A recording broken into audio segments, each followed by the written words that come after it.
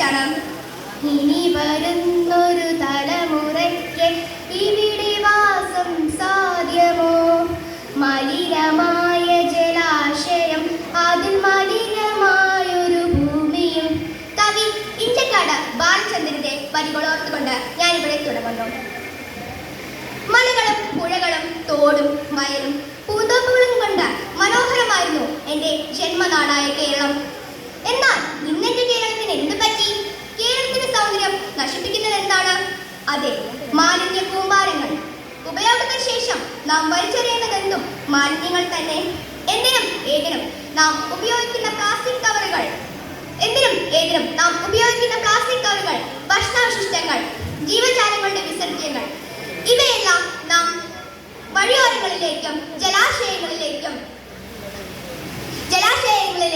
വലിച്ചെറിയുന്നു.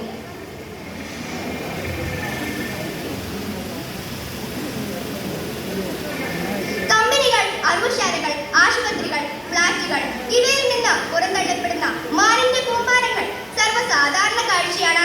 സ്വാതന്ത്ര്യം നേടി പതിറ്റാണ്ടുകൾ കഴിഞ്ഞിട്ടും ആരോഗ്യ വിദ്യാഭ്യാസ മേഖലകളിൽ ലോകരാഷ്ട്രങ്ങളുടെ മുൻപന്തിയിൽ നിൽക്കുന്ന കേരളത്തിന്റെ ശുചിത്വ നിലവാരം എവിടെയാണ് നിലകൊള്ളുന്നത്? പരിസര ശുചിത്വത്തിന് കേരളീയർ പ്രാധാന്യം നൽകുന്നില്ല. ആരാരും കാണാതെ പൊതുസ്ഥലങ്ങളിൽ കക്കൂസ് മാലിന്യം പോലും നിക്ഷേപിക്കുവാൻ നമുക്കൊരു കുറ്റബോധവുമില്ല. നമ്മുടെ നിത്യജീവിതത്തിൽ മാലിന്യ നിർമ്മാർജ്ജനം ഒരു ശാപമായി മാറിക്കഴിഞ്ഞു. മാലിന്യങ്ങൾ നമ്മെ വിവിധ തരം രോഗങ്ങളിലേക്ക് തള്ളി നീക്കുന്നു. 10% രോഗങ്ങൾക്കും ശുചിത്വമില്ലായ്മ കൊണ്ടാണെന്ന് കണക്കുകൾ പറയുന്നു. ശുചിത്വത്തിന്റെ ബാലപാഠങ്ങൾ നമുക്ക് വീട്ടിൽ നിന്ന് തന്നെ തുടങ്ങാം. ചൊട്ടയിലെ ശീലം ചുടല വരെ എന്നല്ലേ ചൊല്ല്. കുടുംബാംഗങ്ങൾ ചേർന്ന് വീടും പരിസരവും വൃത്തിയാക്കാം. പ്ലാസ്റ്റിക് കവറുകൾക്ക് പകരം പേപ്പർ ബാഗുകൾ ഉപയോഗിക്കാം. അധ്യാപകരും കുട്ടികളും ചേർന്നാൽ വിദ്യാലയം വൃത്തിയുള്ളതാവും.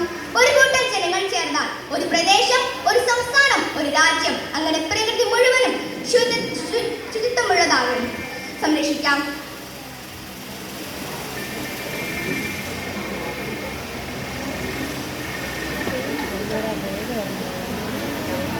ഇന്ത്യയുടെ തെക്കേ അറ്റത്ത് പരിമിതികൾ ഏറെയുള്ള ഈ കൊച്ചു ദേശം ലോക ഭൂപടത്തിൽ നിന്നും ഒരു മരതക കല്ല് പോലെ തെളിഞ്ഞിട്ടുണ്ട്. ഭൂമിയിൽ തന്നെ അതിപൂർവ ദേശമാണ് കേരളം.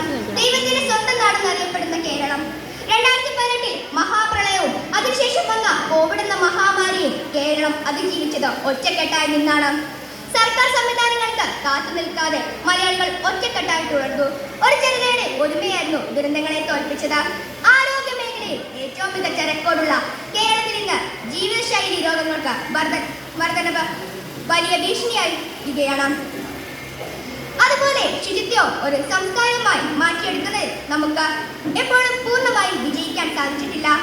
മലയാളം ഒരു മാറാത്ത മലയാളിയുടെ മനസ്സ് തന്നെയാണ് ഒരിക്കലും ഒഴിയാത്ത മാലിന്യം വിധിക്കപ്പെട്ട നാടായി നമ്മുടെ നാടിനെ മാറ്റിയത്. നമ്മുടെ കേരളം ഇന്ന് നേരിടുന്ന ഏറ്റവും ഗൗരവകരമായ ഒരു വിഷയമാണ് മാലിന്യ നിർമ്മാർജ്ജനം. വിദ്യാലയങ്ങളിൽ വിദ്യാർത്ഥികളിൽ ഒരു അവബോധം വളർത്തിയെടുക്കേണ്ടത് അത്യാവശ്യമാണ്. വിദ്യാലയങ്ങളിൽ മാലിന്യം സംസ്കരിക്കുന്നതിനുള്ള മികച്ച രീതികൾ തന്നെ ഉടലെടുത്തിട്ടുണ്ട്. ഭക്ഷ്യവിഭവങ്ങളിലൂടെയുള്ള മാലിന്യങ്ങൾ സംസ്കരിച്ച് ബയോഗ്യാസ് സംവിധാനത്തിൽ എത്തിക്കുവാനും സാധിക്കും. പ്ലാസ്റ്റിക്കുകളുടെ ഉപയോഗം ക്യാൻസർ പോലുള്ള മാരക രോഗങ്ങൾക്ക് കാരണമാകും. വിദ്യാലയങ്ങളിൽ പ്ലാസ്റ്റിക് കവറുകൾക്ക് പകരം തുണിസഞ്ചികൾ വന്നതോടുകൂടി കേരളം മാലിന്യ വിമുക്ത കേരളം എന്നത് യാഥാർത്ഥ്യമായി വന്നു. നല്ലൊരു നാളേക്കായി നല്ലൊരു തലമുറ ഉണ്ടാകേണ്ടത് അത്യാവശ്യമാണ്. അതിനായി നമ്മൾ ഓരോരുത്തരും പ്രകൃതിയെ സംരക്ഷിക്കണം. കേരളത്തിലെ ഗ്രാമപഞ്ചായത്തുകളിലും നഗരസഭകളിലും പ്രവർത്തിച്ചു വരുന്ന 10 മുതൽ 40 പേരടങ്ങിയ ശുചിത്വ പ്രവർത്തകരുടെ കൂട്ടായ്മയാണ് ഹരിതകർമ്മസേന. നമ്മൾ വൃത്തിയാക്കി തരംതിരിച്ചു വെക്കുന്ന അജൈവ മാലിന്യങ്ങൾ ഈ ഹരിതകർമ്മസേന സംരക്ഷിച്ച് സംസ്കരണശാലയിലേക്ക് അയക്കുന്നു.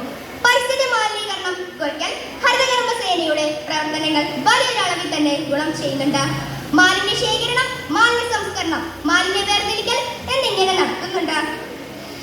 എന്റെ മാലിന്യം എന്റെ ഉത്തരവാദിത്തം എന്ന ആശയം പ്രസ്തമാക്കുന്നത് ഇവിടെയാണ്. വീടുകളിലും സ്ഥാപനങ്ങളിലും ഉൽപ്പാദിപ്പിക്കുന്ന ജൈവ മാലിന്യങ്ങൾ ഉറവിടത്തിൽ തന്നെ അവരവർ കമ്പോസ്റ്റ് ആക്കാൻ തയ്യാറാക്കണം. ഇത്രയും പറഞ്ഞുകൊണ്ട് ഞാൻ എന്റെ വാക്കുകൾ നിർത്തുന്നു. നന്ദി, നമസ്കാരം.